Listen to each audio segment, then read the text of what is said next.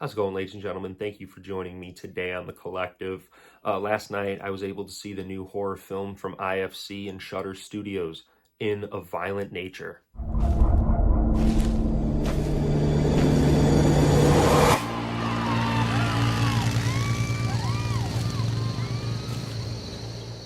So, folks, like I said in the intro, this film is from Shudder. If you're unfamiliar with them, they have an app. It's subscription based, but it is some of the best original horror that you can find today. It's just a whole app of horror films from independent filmmakers, and you can really find some gems on there. And this film that I saw, In a Violent Nature, was one of them that made it to theaters. So let's talk about it. So this film, directed by Chris Nash, kind of takes the slasher horror genre, flips it on its head, and instead of following the victims of the film, we follow the killer. This film takes place in the perspective of the killer, which definitely caught my interest throughout the film.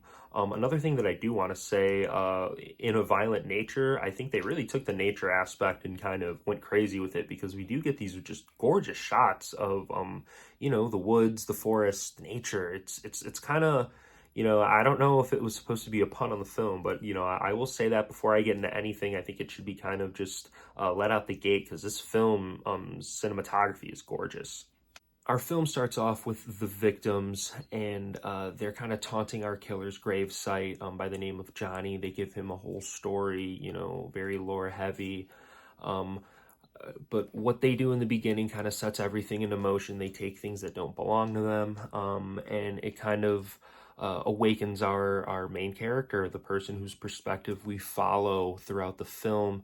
And that's definitely one thing I want to touch on too, is he's a big menacing kind of Jason-like killer, and he has his own story, so it does try to differentiate those two kind of connections, because I knew that going into it they were probably thinking it's going to happen. But this film is very intense. I will give it that. The filmmaker Chris Nash, director, the way he kind of crafted scenes where I was just on the edge of my seat watching. It's definitely had to do with some of the dumb decisions, but that's such a cliche horror thing. I do expect it now, so I'm totally fine with him. But it helps the cause of me kind of just, wow, this is what's gonna happen. The intense setting in the forest, the lack of protection I guess everybody has. There's not really anybody else around. It's a perfect kind of killing ground for a killer, so I don't blame them for using the setting either. But yeah, like I said, this story is set in motion by our victims, and as Johnny awakens, we follow him in his journey to kind of get back what was taken to him. There is a MacGuffin in this film, weirdly enough. So I thought it was pretty cool that they added that in there. Definitely not something I was expecting. It caught me out of nowhere. But yeah, let's get into the pros and cons. Starting off with the pros here, I do want to give a mention to our killer, Johnny. He definitely carried the film on his back. He was the star of the whole thing. They delivered on their promise. This film was in the perspective of the killer, and he delivered on some great kills. That was definitely one of the pros I wanted to get into, were the kills that they delivered. They were pretty gore heavy, but they were creative, and they kind of had to be creative because you couldn't really do kind of a jump scare thing anymore. That was the one thing that I was going into this film. I was like, how are they going to get me? The horror films, we get Jason kind of, jumping out, grabbing somebody, Mike Myers hiding in a closet. But they couldn't really rely on that because we are following the killer. But there are definitely some intense and scary moments that I got to give credit to. I really did appreciate the creativity that they took to make this film scary.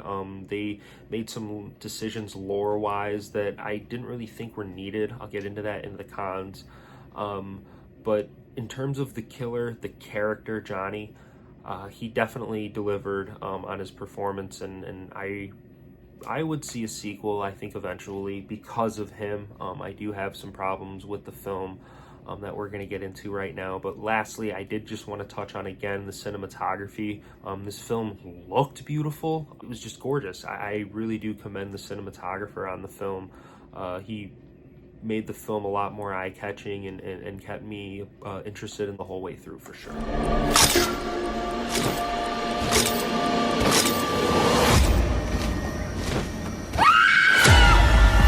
Taking it off with the cons, guys.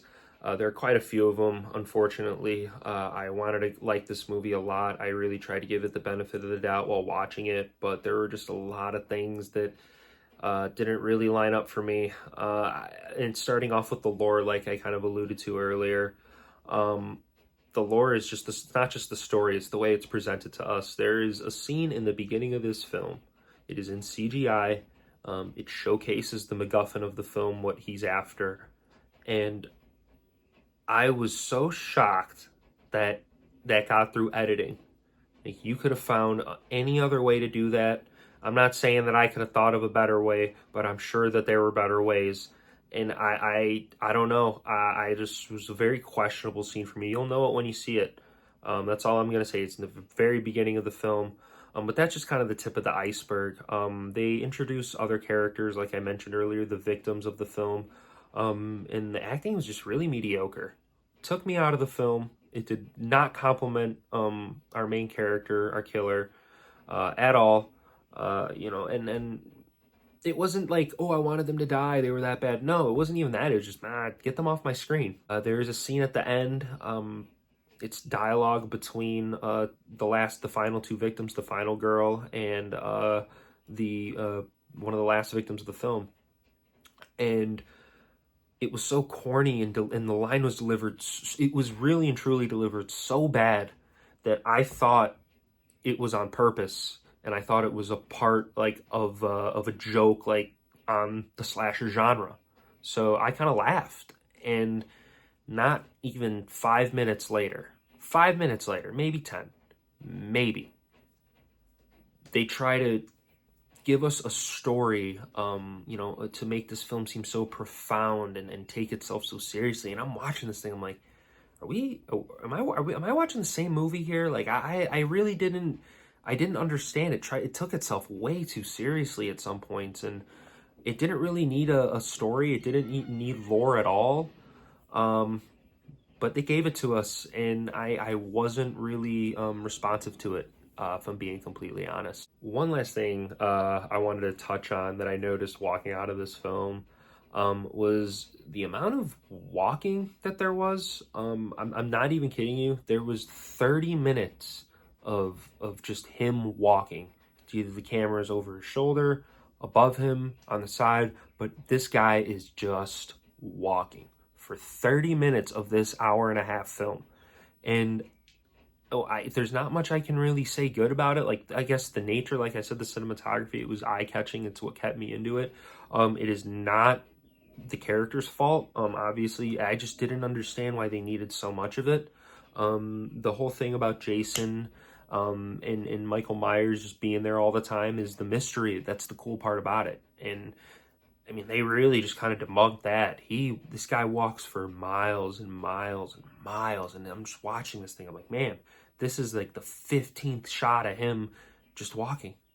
And you hear the branches and the leaves under his feet.